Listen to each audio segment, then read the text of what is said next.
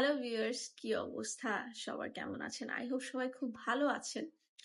আসলে আমি কিন্তু গান শিখিনি।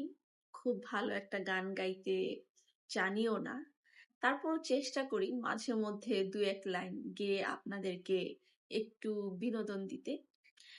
সো আমি আজকে এখন যে গানটি গাইবো, সেই গানটি হচ্ছে গিয়ে স্পেশালি আমার প্রবাসী ভাইদের জন্য।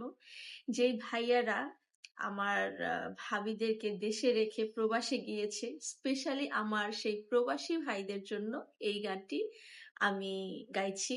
জানি না কতটুকু আসলে গাইতে পারবো আর কতটুকু মানে সুর মিলবে, কিন্তু এই গানটা আমার মানে ভালো লাগে, মানে ফানি ফানি সং হিসেবে, মানে গানের কথাগুলো কিন্তু আমার কাছে খুবই ভালো লাগে। তো একটু গাই, শুনেন কেমন লাগে আসলে। ঠিক আছে? এবার না আসিলে বাড়িতে আগুন লাগাইয়া দিমু আমার শাড়িতে।